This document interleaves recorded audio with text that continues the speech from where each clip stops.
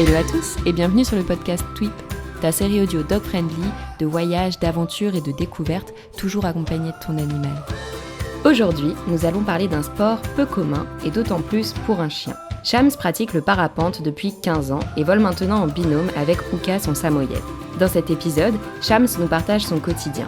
Il vit en van et pratique beaucoup d'activités outdoor, ce qui plaît énormément à Uka, un chien très actif, abandonné déjà 2 fois. Si cet épisode te plaît, n'hésite pas à le partager et à lui donner une note 5 étoiles sur la plateforme de ton choix.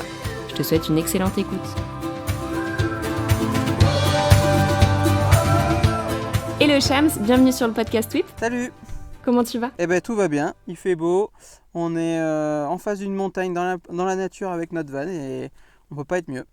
Merci beaucoup d'avoir accepté mon invitation pour partager. Merci de nous inviter. Avec grand plaisir, j'avais vraiment envie de connaître ton histoire et tes aventures avec Uka. Est-ce que avant de commencer de parler de tout ça, tu voudrais bien te présenter? Je m'appelle Shams, j'ai maintenant déjà 40 ans, c'est un drame dans ma vie, mais voilà. Tu les fais pas? Ouais, il paraît, mais bon, c'est dans la tête il paraît, donc tant que c'est dans la tête ça va, voilà. Complètement. Moi j'ai arrêté à 25, de toute façon j'ai bloqué, voilà. Et je vis dans un van depuis 4 ans maintenant. J'ai eu la chance j'ai un petit peu provoqué la chance aussi, mais j'ai la chance de beaucoup voyager dans le monde avec mon van. Et puis les tournures de la vie ont fait que l'année dernière, je suis rentré à cause du Covid et j'ai adopté une grosse boule de poil qui s'appelle Uka, qui avait déjà 3 ans et qui est maintenant avec moi depuis un petit peu plus d'1 an. Trop bien. Tu m'as dit que l'adoption de Uka était un peu particulière. Est-ce que tu veux raconter tout ça? Uka, il n'a pas eu trop de chance dans sa vie, on va dire. Il a été abandonné, entre guillemets, remis dans un élevage 2 fois déjà. Et alors les premiers qui l'ont acheté, parce que c'est un pur race, c'est un samoyède pur race, donc il y a quand même un coût quand tu l'achètes dans un élevage. A priori, ils vivaient dans un petit appartement, ils avaient des enfants, ils le sortaient peut-être pas beaucoup, alors que c'est un chien qui demande énormément de temps et d'activité intense tous les jours. Uka, là aujourd'hui, il ne sort pas 2-3 heures par jour minimum. Et c'est pas juste le tour du pâté de maison, on va courir, on va dans la montagne, on va faire des trucs, quoi. Tu sens qu'il est pas bien, quoi, qu'il est en demande. Et donc c'est sûr que quand tu vois que le côté peluche pour les enfants, et si tu le sors pas, ça peut être un peu compliqué, je pense. Donc je ne connais pas toute l'histoire exacte, mais je pense que ça a été un petit peu compliqué pour eux. Ils l'ont ramené, pas à l'élevage où ils l'ont acheté, parce qu'ils n'ont pas voulu le reprendre, mais à un autre éleveur qui a accepté d'essayer de s'en occuper, de le replacer dans une nouvelle famille, en disant qu'il était un peu trop brusque avec les enfants. Alors, tu vois, pour un samoyède, c'est un peu surprenant, parce que c'est une race qui est connue pour être super cool avec les enfants, et donc voilà, ils ont un petit peu abandonné l'affaire, on va dire, et ils l'ont rendu. Et les deuxièmes, alors je sais pas trop non plus l'histoire, je sais qu'ils avaient un petit jardin, mais je pense qu'ils n'étaient pas là toute la journée, donc ils devaient un petit peu s'ennuyer. C'est vraiment un chien, une race de chien en général qui aime pas trop la solitude. Tu vois, que tu le laisses dans la maison du matin au soir, en général ça marche pas trop. Et ça peut aller si peut-être tu le sors 2h le matin, 2h le soir, tu vois, mais je crois que c'était pas ça. Et il fuguait, il sortait du jardin, et donc je pense qu'ils ont eu un peu peur. Je crois qu'il y avait un autre chien qui était un petit peu agressif avec lui, donc on pense qu'il est resté dehors pas mal de temps. Et ils l'ont ramené, il était tout parasité, assez sale. Donc l'éleveur le refuge élevage qu'il a repris a dû faire un bon travail d'entretien et de réparation, on va dire, sur Uka. Et ils l'ont récupéré en avril. Et moi, ce sont des gens qui me suivaient sur Instagram, qui suivaient mes aventures avec le van, avec les difficultés que j'avais quand j'étais en Inde, qui m'ont envoyé un message de soutien, en fait. Et puis là, je regarde leur compte et je vois qu'ils ont un samoyède dans un van. Et du coup, je commence un peu à entamer la discussion avec eux sur Instagram en disant comment ça se passe. Parce que tu avais déjà envie d'avoir un chien à ce moment-là, il me semble. Ça faisait... Okay. Quand je suis parti avec le van... Moi, j'ai jamais eu de chien avant. J'étais même plutôt chat. Mais quand je suis Quand je suis parti avec le van, je me suis retrouvé en Norvège à faire des randos, tout ça. Et tu vois tout le monde avec son chien et je me dis, ah, c'est vrai que c'est quand même... Moi, j'étais tout seul. Et je me dis, ah, c'est quand même pas mal de pouvoir partager un peu ces aventures avec un copain, quoi. Mais au début du voyage en van, je partais très souvent pour bosser, on va dire tous les mois, je partais une semaine, ou tous les 2 mois, je partais une semaine ou 15 jours. Et je me suis dit, c'est beaucoup de contraintes, un chien, j'ai pas envie de le faire garder par n'importe qui, si je suis au milieu de la pampa et que je dois partir. C'est toujours un petit peu à l'improviste en plus, tu vois, c'est pas du jour au lendemain, mais quasi. Et donc du coup, je me suis dit, c'est trop de contraintes, je préfère être tranquille. Et puis en fait, ce qui s'est passé, c'est que il y a eu le Covid en Inde, ça a été très compliqué, on va dire. Je suis rentré une première fois en France, mais sans le van. Je suis reparti là-bas chercher mon van. Et là, ça a été début 2021. Ouais, ça a été une période très compliquée pour moi dans ma vie personnellement. J'ai fait une grosse dépression, ça allait vraiment pas bien. Et puis là, je me suis dit, bon, là, si j'avais un copain, quand même, ce serait vachement cool. Donc, il y avait les chiens errants de la plage avec qui je traînais un petit peu. Et je me suis dit, en rentrant en France, je vais vendre mon van, je vais en faire un nouveau. Puis à l'hiver prochain, voilà, je vais adopter un chien. Et puis comme ça, on va essayer de voir comment ça se passe. Et peut-être ça peut être pas mal. Et en fait, du coup, en discutant avec ces gens sur Instagram, je leur explique un peu cette histoire. Et puis je leur dis, ben voilà, si... Et alors aussi, moi quand j'étais petit, j'avais un peu peur des chiens. Je trouvais que ça bave, ça te saute dessus, ça te bave dessus, ça aboie, ça fait du bruit. Et il y avait que un chien qui me faisait pas peur, c'était le chien d'un copain. Il avait un samoyède et c'était une énorme boule de poils qui arrive et qui te fait des câlins. Et je trouvais ça super chouette. Et je voyais un peu ses aventures, donc il l'emmenait déjà faire du parapente, lui, il allait faire du snowboard, il allait faire de la rando, il faisait plein de trucs, tout ce que j'aimais bien. Et je me suis dit, bon, bah, si un jour j'ai un chien, je veux bien un chien comme ça, quoi, qui fasse plein de trucs avec moi, quoi. Pas qu'il reste juste... Du coup, c'est pour ça que tu étais parti un peu sur cette race. Ouais, voilà, absolument, ouais, absolument. Ok. Et du coup, bah, je leur dis, je leur explique un peu l'histoire, et puis je leur dis, bah, je sais que c'est très très rare des samoyèdes à adopter, parce que bah, c'est une race voilà, qui vaut de l'argent en fait quand tu les achètes. Mais donc c'était important pour toi de l'adopter et pas de l'acheter. Oui, exactement, ouais, c'est ça. Je dis, bah, déjà, j'ai Ok. pas tant d'argent à mettre dans un chien. Et je dis, bah, ça serait quand même vachement plus chouette de donner une seconde chance à un petit loup que d'en acheter un. Et je dis, bah, donc je sais que c'est très rare, mais voilà, si vous entendez parler, dites-moi, quoi, voilà, on sait jamais. Et littéralement, mais il faudrait que je vérifie, mais je crois que c'est vraiment 1 heure après, ils m'envoient un post sur Facebook et ils me disent c'est bon, on a trouvé. Et c'est Wooka, ils cherchent une nouvelle famille et c'est toi la nouvelle famille. Et donc je dis ah ouais, ok, bon alors là, sauf que je suis en Inde, je suis coincé. Là, c'était fin mai 2021. Je sais même pas quand est-ce que je vais pouvoir rentrer. Et il me dit non mais fais quand même un message. Et j'étais persuadé que l'éleveur il allait me prendre pour un hippie qui vit dans son van et il y avait déjà 200 partages sur Facebook, des milliers de commentaires. J'étais sûr que jamais j'allais l'avoir, quoi. Et j'envoie ma petite histoire et j'explique ma situation, tout ça. Et il répond le lendemain, c'est exactement ton profil qu'on cherche pour lui. Et là je fais ah ok. Donc j'explique que je vais devoir rentrer d'Inde, que je vais être en quarantaine. Et je dis je pense que je peux venir le voir au milieu du mois de juin, donc dans 2-3 semaines. Et je dis évidemment, s'il y a quelqu'un qui est intéressé, qui le prend avant, je comprendrai, y a pas de problème. Il fait, non mais c'est bon, on va le garder pour toi là pour l'instant. Tu peux venir quand tu veux. Et donc je rentre en France, je fais ma quarantaine.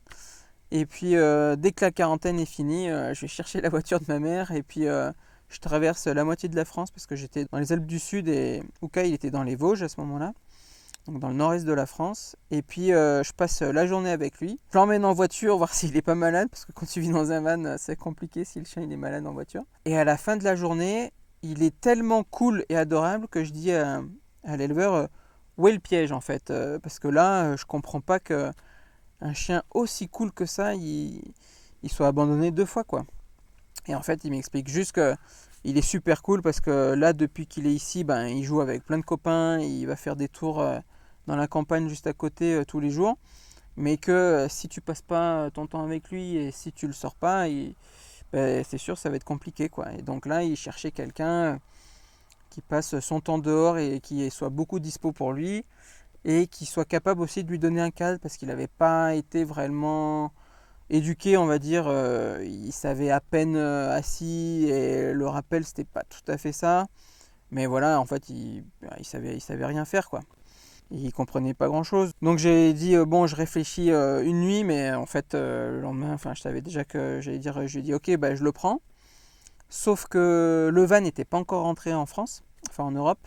Il est rentré le fin juin, début juillet en Belgique et j'ai dit si ça t'embête pas, garde-le moi encore 15 jours, le temps que le van arrive pour qu'en fait ils comprennent que déjà que ça va être un nouveau maître, un nouveau cadre, tout plein de nouveaux trucs. Si là en plus je l'emmène à droite à gauche chez des gens en mode camping, ça va pas le faire. Donc je dis dès que j'ai le van, je viens le chercher et c'est parti. Et il a dit ok, pas de souci. Et le 1er juillet, le matin, j'étais en Belgique pour récupérer le van et le soir, j'ai récupéré Oka. Voilà. C'est une super belle histoire. Et alors, t'as jamais eu de chien et donc t'adoptes un chien adulte qui a déjà été abandonné 2 fois. Ça te fait pas peur ? Si, en fait, j'avais peur qu'il ait des comportements un peu bizarres, tu vois. Donc c'est pour ça que j'ai dit que je voulais venir le voir déjà, voir comment on allait s'entendre tous les deux et puis voir son caractère. Si je vois qu'il est hyper peureux ou agressif avec moi, ou tu vois qu'il faut avoir un certain niveau de compréhension et dans le comportement du chien, tu vois, là ça allait être compliqué parce que par exemple j'ai des amis qui ont trouvé un chien dans la forêt et qui étaient hyper peureux. Ils ont mis plusieurs semaines avec l'aide d'un éducateur à rien que pouvoir l'approcher. Puis tu vois, quand je rentrais dans leur appartement, il se mettait à aboyer tout de suite, à sauter dessus, il avait peur. Là, c'était quand même compliqué. Je dis, moi, je suis pas en état émotionnel et psychologique de prendre un tel chien. Je voulais un truc plus simple, on va dire, tu vois, ou juste de passer du temps avec lui, ça allait marcher. Et c'était exactement ça, parce que quand j'ai passé la journée avec lui, il répondait, il m'écoutait, mais il me répondait pas au doigt et à l'œil, hein, forcément. Mais tu voyais que qu'il était réceptif et puis qu'il était une boule de poil qui a envie de faire des câlins. Ça n'a pas changé depuis. C'est son jeu favori, c'est d'essayer d'avoir le maximum de câlins du maximum de personnes par jour. Donc c'est ça le problème. Je dis bon, ça va, c'est pas un gros problème pour moi. Je pense que si vraiment il avait eu des comportements vraiment difficiles, j'aurais dit non. Mais là vraiment, comme je t'ai dit, le premier truc que j'ai dit, c'est mais où est le piège? Tu vois, je me suis dit, il y a un truc caché. Et en fait, non, il n'y a pas de piège. Ok, trop bien.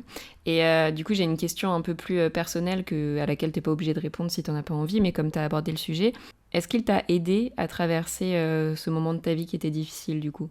Alors, aucun problème de parler des soucis psychologiques à ce moment-là. De toute façon, ça fait partie de la vie, ça arrive à plein de monde et donc nous, on en parle vraiment très ouvertement, donc il n'y a aucun problème là-dessus. Oui, mais tout le monde n'en parle pas facilement, justement. Oui, mais je sais que c'est parce que tout le monde n'en parle pas facilement, je pense que c'est bien qu'il y en ait qui arrivent à parler. Moi, je suis assez ouvert là-dessus, donc il n'y a pas de souci. Donc, oui, non, effectivement, Uka, c'est clair qu'il a changé ma vie au complet, puisque moi, le matin, rien que de se lever, d'aller faire des trucs, c'était très compliqué. Tu n'as juste aucune motivation pour rien. Quand j'étais en Inde, j'aurais pu continuer à voyager avec le van là-bas, mais en fait, j'avais juste plus du tout ni l'envie, ni la force, ni le courage de faire ça. J'avais juste envie de rentrer dans les Alpes, de me poser et de ne rien faire, à part peut-être aller dans la montagne et faire un peu de parapente, mais même ça, c'était compliqué. Et en fait, quant à Uka, le jour où il est arrivé, le matin, il se lève, il te regarde, il fait comme ça pour dire allez, je veux sortir du van. Il sort et puis il te fait bien comprendre que bon, allez, t'es gentil là, mais on va aller peut-être promener parce que là, on est dans la montagne. Pour lui, je pense qu'il avait jamais vu de montagne de sa vie. C'était Disneyland, il y avait des odeurs de partout, des chemins de partout, des gens qui se promènent et tout. Et donc, que tu sois heureux, pas heureux, triste ou quoi que ce soit, Bah lui, le matin, ça, il s'en fiche, il a envie d'aller promener, donc il faut aller promener. Donc en fait, il m'a forcé à refaire des trucs, à ressortir et à refaire tout ce que j'aimais avant, en fait. Et puis, et du coup, ça a tout changé, ouais, évidemment. Ouais. Parce que justement, tu le disais, t'es plutôt un mec de l'extérieur et tu pratiques pas mal de sports, notamment avec Uka. Ouais. Qu'est-ce que tu fais avec lui du coup? Évidemment, du coup, j'ai commencé à emmener Uka dans mes petites aventures à moi. Donc, aller déjà promener en montagne, courir tous les deux ensemble en canicross. Uka, c'est un chien de traîneau, donc autant profiter de sa génétique, hein, qui est plutôt pas mal. Ce qui a été compliqué, c'est de lui apprendre à ne pas tracter, justement, parce qu'il y a des moments où tu es en ville et tu n'as pas envie qu'il tire comme un taré. Et en fait, ce qui s'est passé aussi, c'est, vu que j'avais pas de chien avant, là, je fais une petite parenthèse sur les sports, mais j'ai suivi un cours d'éducation en ligne pour savoir voilà, comment ça marche un chien, comment ça pense, comment ça réagit. Et puis un petit peu essayer de comprendre leur fonctionnement et ce qu'il faut faire et ne pas faire. Et là, typiquement pour... T'as fait ça avec qui du coup? Alors c'est des cours, c'est en ligne, hein, c'est des trucs sur YouTube qui s'appellent Esprit Dog. J'en ai regardé plusieurs avant d'en choisir parce que quand tu parles d'éducation canine, je crois que tu as un petit peu autant de manières d'éduquer un chien qu'il y a d'éducateurs canins, donc c'est un peu compliqué. Exactement. Un peu compliqué de savoir ce qu'il faut faire et ce qu'il ne faut pas faire. Et ce que j'aimais bien avec leur méthode, c'était que ils parlent franchement, quoi. Tu vois, ils n'ont pas peur à te dire ça, c'est, si tu fais ça, vraiment c'est de la merde, c'est nul, ça va pas marcher. Et j'aimais bien, en tout cas, ça m'a parlé, ça m'a paru très logique, on va dire, et puis très simple comme approche. Ok. Ça faisait sens, en tout cas, pour moi. Je trouvais ça logique comme manière de faire. Et du coup, j'ai commencé à essayer de regarder ça. J'en ai regardé d'autres en même temps, mais j'ai bien accroché avec cette méthode-là. J'ai essayé avec Uka, et puis ça marchait assez bien, on va dire, même incroyablement bien et rapidement. Et en fait, de faire ça, voilà, de commencer à faire de la marche à pied, de la rando, de la course à pied, et puis de confronter Uka à des problèmes et de lui montrer des solutions. Par exemple, tu vois, un moment dans la montagne, on arrive sur des cailloux. Je pense qu'il n'avait jamais vu de gros cailloux de sa vie. Il fallait monter sur des blocs rocheux. Tu voyais qu'il était perdu. Et en fait, je lui montrais et puis il m'a suivi. Et je crois que tout ce genre de petits trucs, le confronter à des problèmes, lui montrer des solutions, ça m'a rendu un peu crédible face à lui, tu vois. Je pense qu'il s'est dit, bon, lui, il sait à peu près ce qu'il fait, où est-ce qu'il va. Je pense qu'on peut lui faire confiance. Et en fait, très très vite, je pense qu'on a su créer un lien assez fort. En plus, moi, je travaille que très peu de jours dans l'année, et assez rare. Enfin, c'est assez rare, quoi. Et donc, du coup, je passe 24 heures sur 24 avec lui.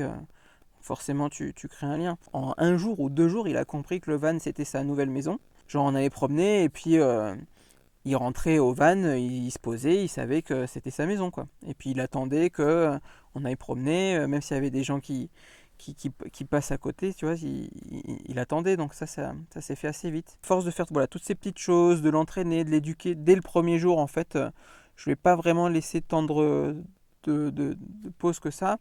On a commencé à faire travailler le rappel, à travailler les assis, couchés, le panier, les trucs basiques, hein, mais dans le jeu, toujours positivement. Et du coup, je crois que c'est tout ça, ça a fait que ça marche, quoi. Ok, donc tu as commencé les sports plutôt avec la course et la randonnée. Ouais. Et comment tu as fait pour te mettre au parapente? Et alors, le parapente, en fait... Donc ce qui s'est passé, c'est que moi je fais du parapente depuis 15 ans, donc évidemment que j'avais en tête de voir s'il allait être OK pour aller voler.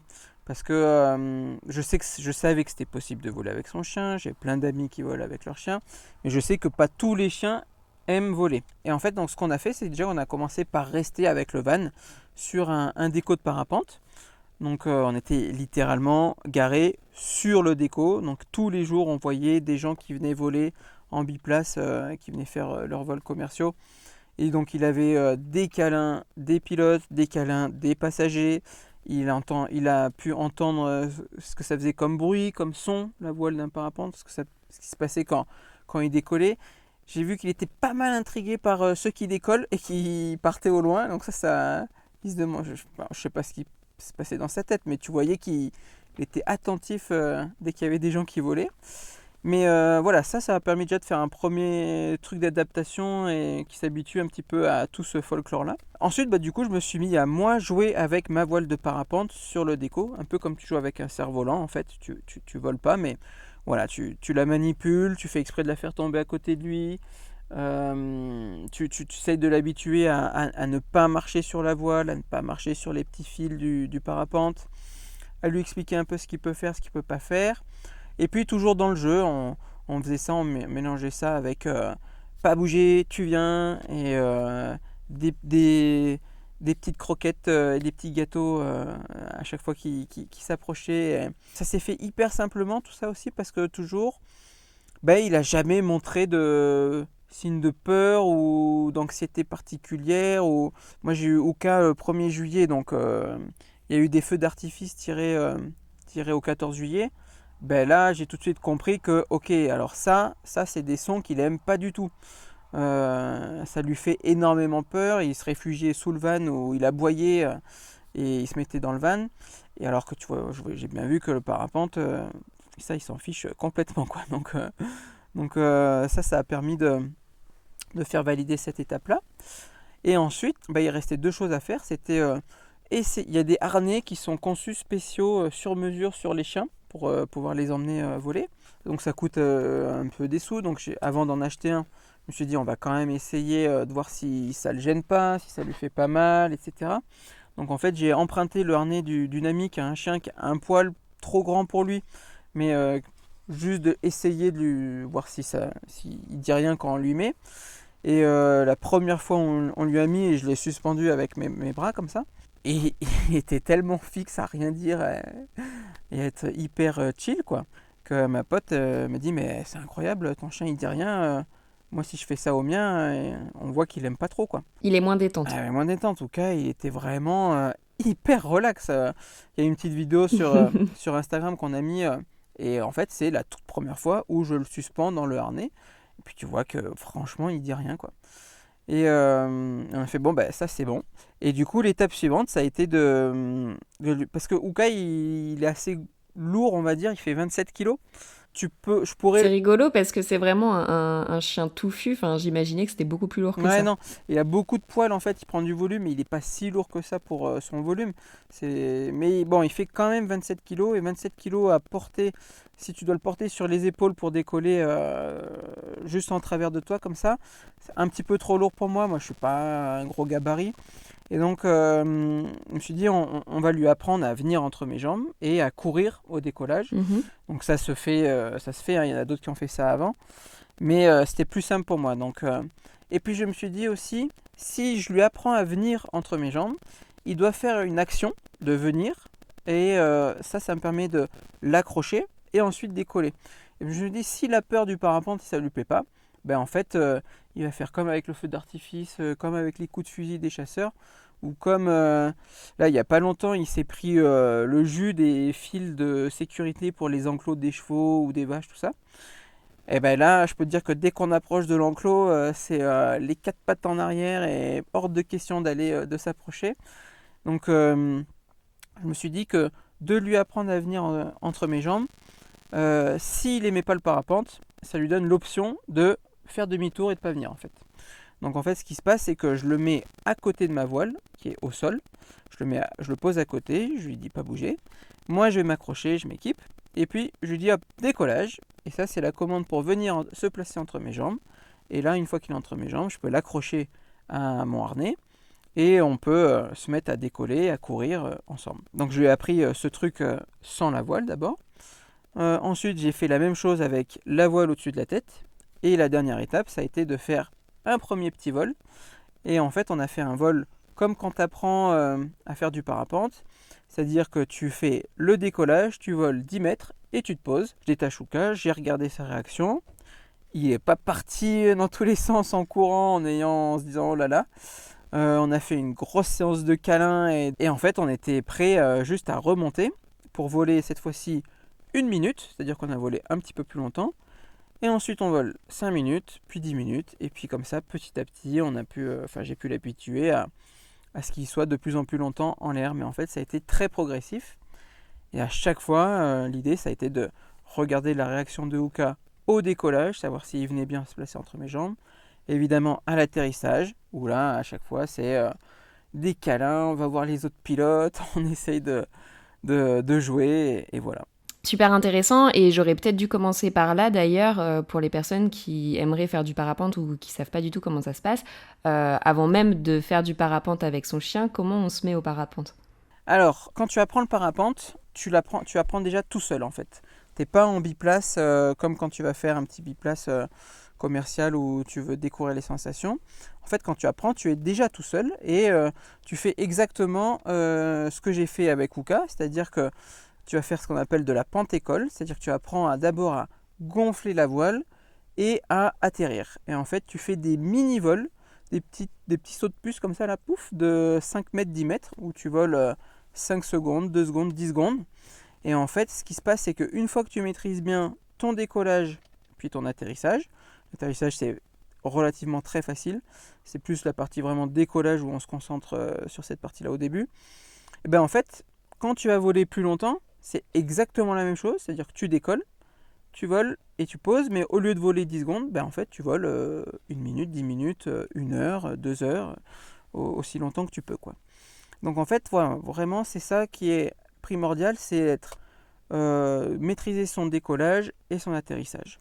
Ensuite, au fur et à mesure de ton apprentissage en parapente, tu vas apprendre à gérer la partie entre les deux, c'est-à-dire le vol. Et dans le vol, tu vas apprendre à faire des virages à droite, à gauche, à te déplacer, à comprendre la masse d'air, comprendre la météo et essayer de rester le plus longtemps possible en l'air. Et ça, voilà, ça c'est avec l'expérience, le nombre de vols. Et en gros, on dit que au bout d'une trentaine de vols, en moyenne, tu es autonome, c'est-à-dire que tu es capable de décoller tout seul, voler dans des conditions calmes et aller poser tout seul sans que personne te parle à la radio. Parce que ce qui se passe quand tu apprends à faire du parapente, c'est que tu as un moniteur au décollage, un moniteur à l'atterrissage, et en fait, ils te parlent dans une radio et tu es quasi auto-guidé. Ils te disent, allez, tu descends un petit peu ta main gauche, allez, encore un peu plus de 10 cm, tu relèves, et puis là, tu restes bien droit, on va venir poser, etc. Vraiment, ils te guident en l'air comme un petit jouet, et puis c'est comme ça que tu apprends au fur et à mesure, quoi. Et puis au fur et à mesure, maintenant que tu es à l'aise dans des conditions calmes, tu vas commencer à voler dans des conditions un petit peu plus turbulentes qui te permettent de rester un petit peu plus longtemps en l'air. Et en fait, tu apprends à analyser voilà, tout ce qu'il y a autour de toi qui est invisible, qui est cette masse d'air qui bouge, qui est en mouvement permanent. Tu apprends que par exemple, il n'y a pas de trou d'air dans l'air, ça n'existe pas. Quand l'avion il bouge, c'est pas qu'il y a un trou dans les airs, c'est juste qu'il y a des turbulences et que c'est tout à fait normal. Et voilà, et en fait, tu apprends à voir des choses qui sont invisibles et c'est vraiment passionnant. Tu vois plus du tout le ciel de la même manière après ça, quoi. D'accord. Et donc, tu as dit qu'il fallait à peu près 30 vols pour voler tout seul en autonomie. Ouais, en moyenne. Et combien de vols ou combien de temps il faudrait pour que tu puisses commencer à voler avec un chien ou avec quelqu'un ? Parce que j'imagine qu'il faut un peu plus d'expérience pour emmener quelqu'un. Ouais, exactement. Alors, dans la progression classique en parapente, c'est donc tu voles tout seul. Et puis, tu progresses dans des conditions un peu plus turbulentes. On dit que c'est des conditions un peu thermiques. C'est ça qui te permet de rester en l'air parce que tu essayes de tourner dans des colonnes d'air chaud, en fait. Et c'est ça qui te permet de rester en l'air parce que l'air chaud monte, etc. etc. Et on va dire que là, ça devient très variable et c'est très aléatoire en fonction du ressenti de chacun. Il y en a qui vont être beaucoup plus à l'aise assez rapidement. Mais tu vois, pour emmener quelqu'un en l'air, ensuite en biplace, il va falloir repasser un nouvel examen. Voilà, il y a un examen d'entrée, une formation spécifique, un examen final pour valider ta qualification biplace en fait. Et ça, c'est difficile à dire, hein, mais en général, il faut au moins 2 ans de vol, tu vois, pour pouvoir emmener quelqu'un.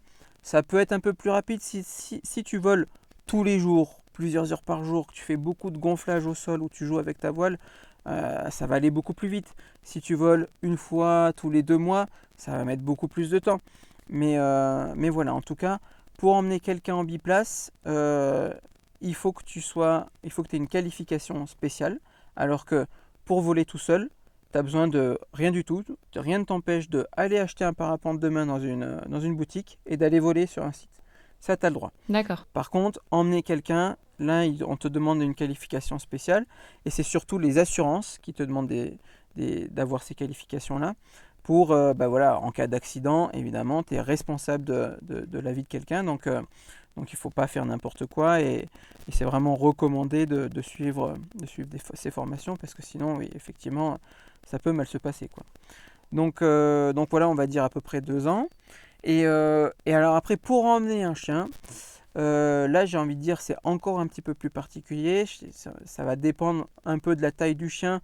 Un tout petit chien qui n'a pas d'influence beaucoup sur le comportement de la voile, etc. Et ton vol, ça va être vachement plus simple qu'un chien comme Mooka, où il faut courir entre les jambes et tout. Et en fait, ce qui se passe, c'est que les parapentes, c'est un peu comme les voitures. Tu as la Twingo, tu as la voiture de sport, la Ferrari, tu as les minivans, tu as le bus. Et donc, en fonction du poids que tu as sous la voile, tu prends pas la même voile. C'est pour ça que les voiles de biplace, elles sont plus grandes. Et puis, les voiles performantes, elles ont des formes différentes et elles ont des réactions différentes. Et donc, du coup, si tu emmènes un gros chien sous ta petite voile perso, si la taille elle n'est pas adaptée au poids de toi plus le chien, ben voilà, ça va pas réagir de la même manière que quand tu es tout seul.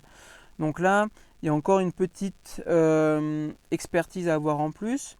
Et c'est pareil, tu peux voler beaucoup, beaucoup, beaucoup en très peu de temps, mais si tu voles pendant longtemps, ça t'amène ce petit feeling en plus, cette petite expérience en plus qui peut pas s'acquérir autrement que par juste le temps passé sous la voile, quoi.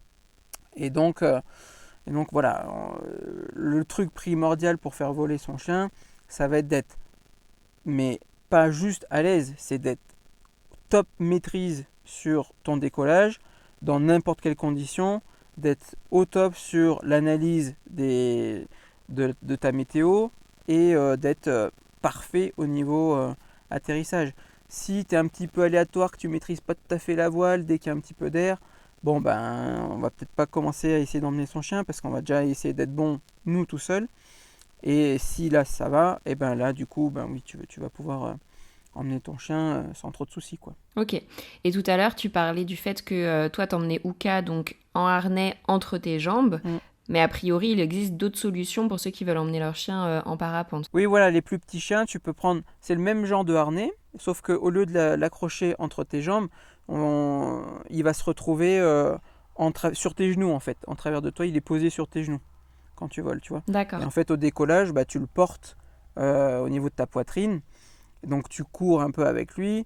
Et une fois en l'air, quand on s'assoit dans la sellette, nous, dans nos sellettes à nous, on est assis très confort. On n'est pas suspendu comme dans un baudrier d'escalade. Hein, c'est très très confort en l'air. Du coup, le chien se retrouve posé sur tes genoux et voilà, il est en travers. Et voilà. Donc ça, c'est une autre option. D'accord. Et est-ce que à partir du moment où tu t'es mis à voler avec Uka, tu as dû changer justement ton matériel de voile, de sellette, etc. ou tu as gardé le même ? Alors, oui, j'ai changé. J'avais commencé avec le matériel que j'avais et on a changé pour un matériel qui soit plus adapté justement au poids de moi plus Uka. Voilà. Donc du coup là on a vraiment du matos qui à la fois est très léger, ce qui me permet de monter en haut des montagnes, mais qui me permet de, même quand il n'y a pas de vent, parce que le vent aide à poser et à décoller en douceur on va dire, quand il n'y a pas de vent au décollage il faut que tu cours, et quand il y a du vent, et voilà, l'atterrissage il faut que tu cours. Et quand il y a du vent, tu n'es pas obligé de courir. Tu peux carrément décoller limite sur place et poser sur place. Et avec une voile plus adaptée, et ça me permet de même voler quand il n'y a pas de vent. Et du coup, de poser tout en douceur, même avec Uka. Voilà. Pour lui, tu as un matériel spécifique. Tu utilises quoi, mis à part son harnais ? Il est de quelle marque ? J'ai fait 3 questions en une, désolée. Ouais. Donc, on va dire le matériel de parapente, il n'est pas plus spécifique que quand je vole tout seul.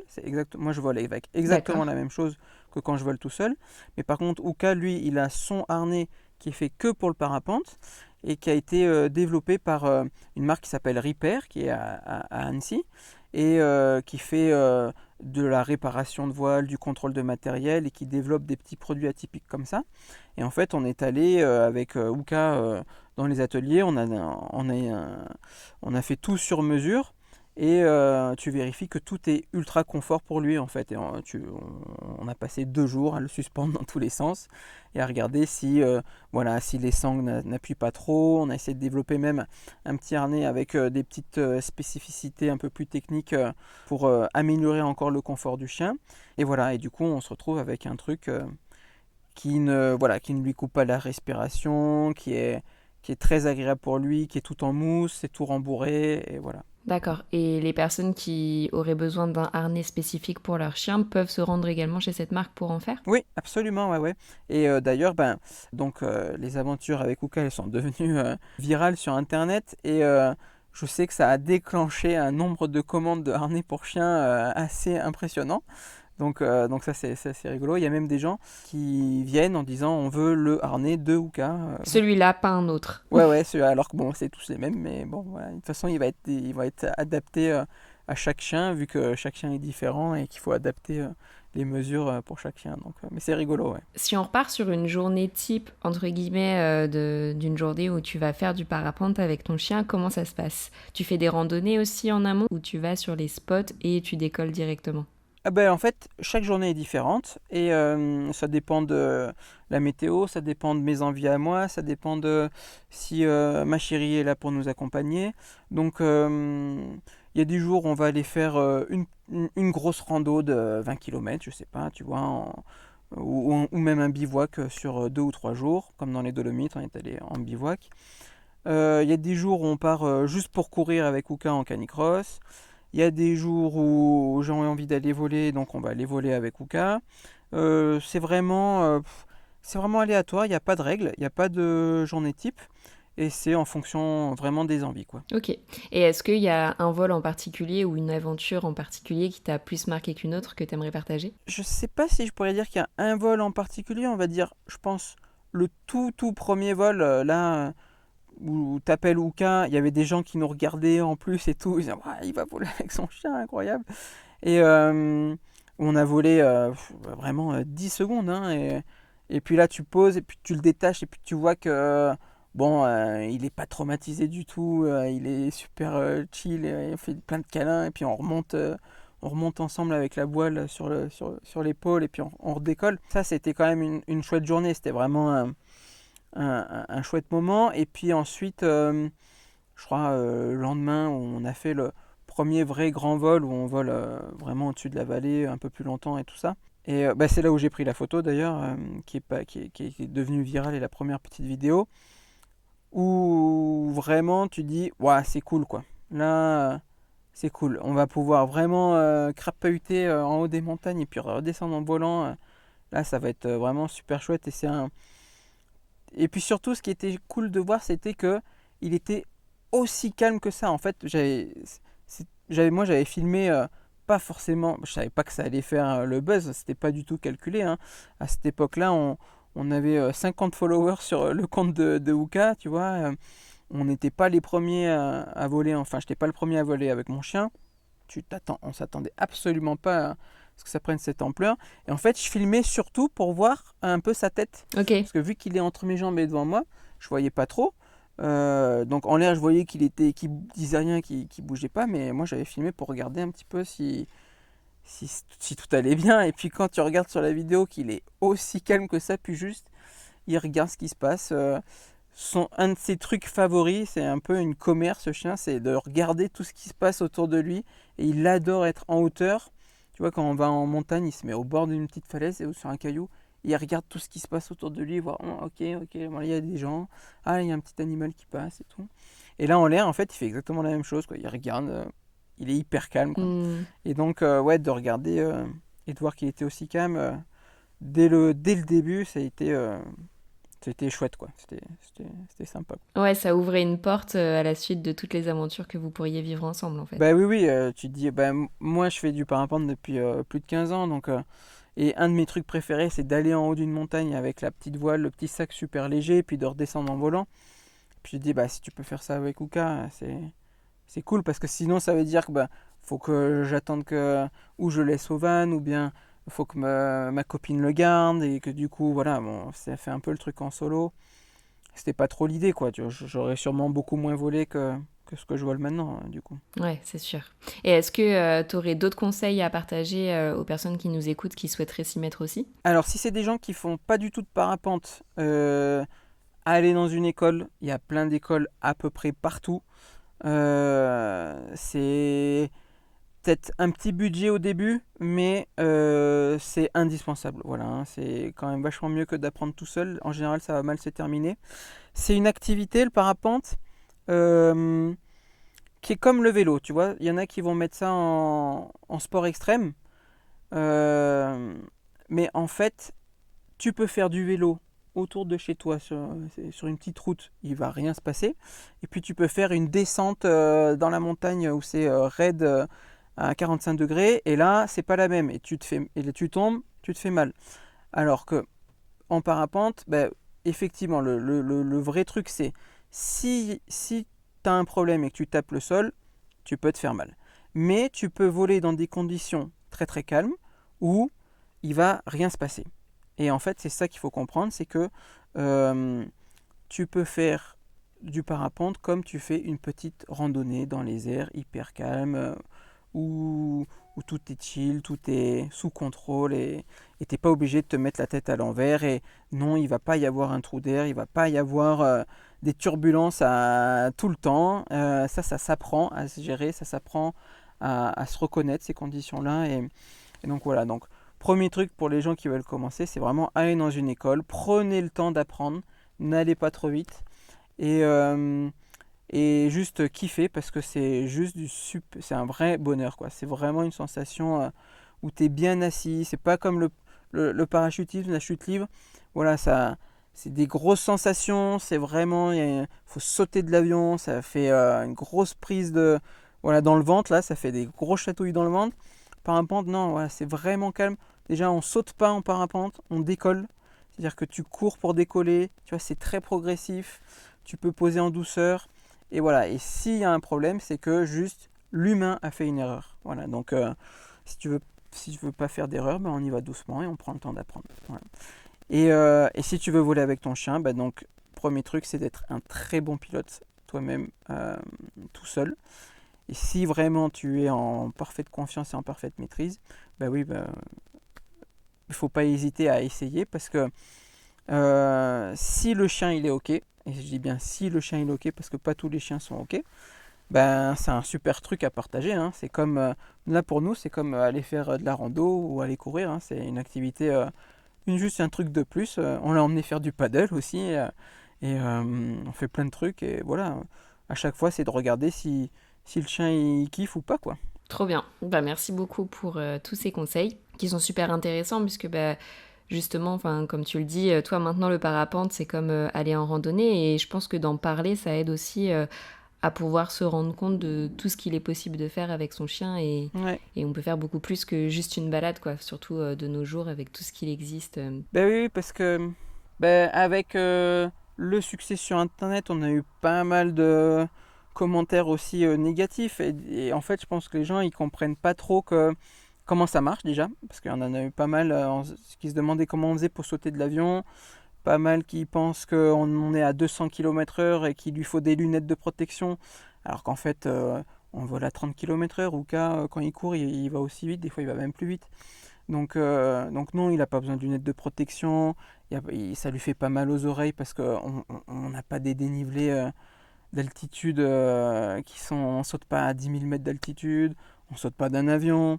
Donc il y a beaucoup de méconnaissances entre déjà ce que c'est le parapente, et puis comment ça marche, et puis ce qu'on fait. Et pour pas mal de personnes, il y en a pour qui un chien c'est fait pour rester sur le canapé de la maison et aller dans le jardin, et pas faire de trucs. Et là je leur dis, mais en fait... moi, quand je vais faire un vol en parapente, c'est moins dangereux que quand on prend la voiture et qu'on va faire les courses, quoi. Parce que en voiture, je suis pas à l'abri qu'il y ait un taré qui nous rentre dedans au carrefour parce que il est bourré, ou parce que il a pas vu le stop. Là, en l'air, déjà, il n'y a pas beaucoup de monde. Et puis, c'est un élément que on maîtrise, c'est-à-dire que je sais si ça va être turbulent ou pas à l'avance. Donc, moi, je vole que dans des conditions hyper calmes avec Uka et du coup, ça se passe très très bien. Donc, en fait, il y a beaucoup de méconnaissances et puis de gens qui pensent que voilà, un chien, c'est pas fait pour faire des trucs, alors que moi, je pense le contraire, quoi. Je pense que un chien, c'est fait pour kiffer la vie avec son maître et faire plein de trucs. Donc voilà, et en tout cas, moi je vois la différence de Uka. Depuis qu'il est avec nous, il est vachement plus calme et serein et c'est un chien qui est bien dans ses pattes, quoi, on va dire. Dans l'annonce, il y avait marqué qu'il était brusque avec les enfants, qu'il fallait pas d'enfants. Et là, cet été, on avait des petites 5 ans qui faisaient du poney sur lui en lui tirant les oreilles. Il bronche pas, quoi, il dit rien. Donc, non, en fait, il était pas brusque avec les enfants et je pense qu'il avait juste pas le cadre de vie qui lui allait bien, quoi. Oui, après, quand tu abandonnes un animal, il faut bien que tu donnes une raison à ce que tu fais. Mais bref, et justement, ton histoire avec Uka est un super exemple de comment justement tu réponds aux besoins de ton chien en fonction aussi notamment de sa race, etc. On a fait un épisode là-dessus avec Claire de la Niche, qui sont les besoins vitaux, donc boire, manger, dormir, mais aussi les besoins de dépenses physiques, les besoins de dépenses intellectuelles, les besoins de mastication. Enfin voilà, il y a tout un ensemble comme ça de besoins et clairement, rester sur le canapé ou aller dans le jardin, c'est pas suffisant à répondre à leurs besoins. Oui, c'est ça. Donc sortez, faites du sport avec eux, c'est super important. Oui, c'est ça, surtout si tu as un chien qui est actif, on va dire. Et on pense que Uka, c'était peut-être même un hyperactif si ça existe chez les chiens. Quand tu as un samoyède ou un husky, un chien de traîneau ou un chien très sportif en général, puis que tu le laisses sur ton canapé, forcément tu vas contre un petit peu les gènes et la nature même du chien et ça va être difficile que ça marche, quoi. Même si tu l'aimes de tout ton amour et que tu essaies de lui donner un maximum de câlins, en fait, c'est clair qu'à un moment ça va poser un problème, je pense, dans la vie du chien et dans sa manière d'être et dans son comportement. Moi, je ne suis pas un expert des chiens, mais je vois la différence de comportement de Uka et sa manière, à quel point il est calme et il est cool avec tout le monde dans n'importe quelle situation. Et maintenant, par exemple, je vois, il y a des jours, c'est pas tout le temps, heureusement, mais il y a des jours où moi j'ai besoin de bosser sur l'ordi, par exemple, j'ai pas le temps de sortir pendant un jour, où il pleut, tout simplement, on vit dans un van, il pleut des cordes, et j'ai pas envie d'aller courir sous la pluie ou de le sortir sous la pluie. Et en fait, maintenant, c'est pas grave, il dit rien, il reste hyper calme à dormir toute la journée, parce qu'il sait que, par contre, demain, le lendemain, là, on va aller faire un méga tour en compensation, on va aller faire une belle rando, on va aller faire un coup de parapente en montant en haut de la montagne, et il va se régaler. Donc il a trouvé cet équilibre et il sait maintenant que il sait que s'il y a un jour où on va pas trop sortir, derrière pendant les 5 jours suivants on va faire plein de trucs et ça va aller, quoi. Donc je pense que c'est vraiment très important de respecter la nature pour l'équilibre du chien, quoi. C'est clair, je suis 100% d'accord avec toi là-dessus. Est-ce que vous avez prévu des prochaines aventures ? D'autres voyages Alors oui, la prochaine grosse aventure, on va dire... Alors, on prévoit des choses, mais j'aime bien dire que le plan, c'est de ne pas avoir de plan. Donc on se laisse quand même pas mal de marge, mais Ouais, le Covid nous a bien montré que c'était bien aussi de ne pas avoir trop de plans. Ouais. Moi, quand je suis parti il y a 4 ans avec le van, j'avais dit je pars 2 mois en Norvège. 2 ans après, j'étais au fin fond de l'Inde et je n'étais pas rentré, quoi. Donc on se laisse quand même pas mal d'options. Mais le plan principal, là, ça va être de vendre le van qu'on a en ce moment. Et puis d'en faire un nouveau. Parce que Uka prend de la place. Mon amoureuse, ça prend de la place aussi dans un van. Donc on va faire un van qui est un peu mieux pensé et un peu mieux aménagé pour une vie à 3. Et puis donc on va le faire un peu plus grand et un peu mieux pensé. Et puis on fait ça cet hiver. Et après, l'année prochaine, l'idée ça va être de repartir un petit peu à l'aventure en promenade avec le van. On n'a pas décidé où, ça peut être l'Europe tout simplement, parce qu'il y a plein de trucs chouettes à voir. Ça peut être de repartir un petit peu plus loin, peut-être vers l'Asie centrale où je ne suis pas allé, du coup à cause du Covid où il y a eu un petit frein.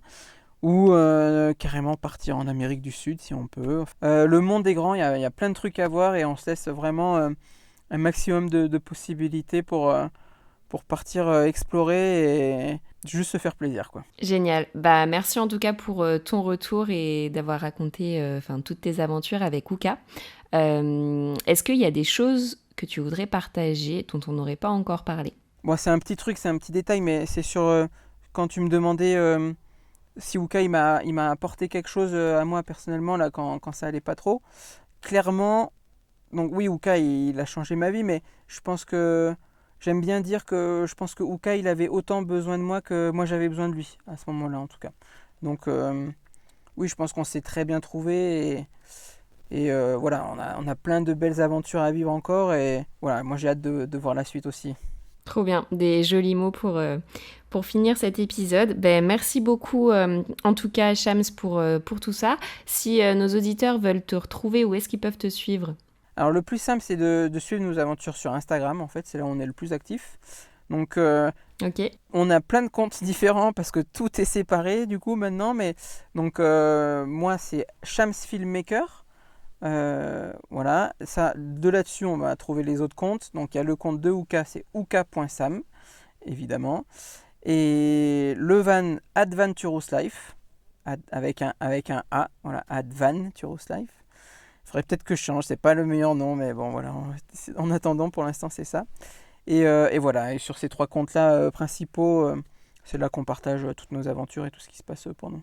Super, je mettrai tout ça dans la description pour qu'on puisse te retrouver plus facilement. Il ne faut pas hésiter s'il y a des questions ou juste envie d'envoyer un message. Je regarde tous les messages, donc je réponds à tout le monde, il n'y a pas de problème. Super, et parce que oui, tu partages tout en anglais, c'est pour ça aussi que j'avais eu un doute avant de te contacter, mais t'es français et tu parles français, donc on peut te parler aussi en français. Oui, on fait tout en anglais juste parce que moi, les gens qui me suivaient à l'époque, au début, c'était plus international que juste français.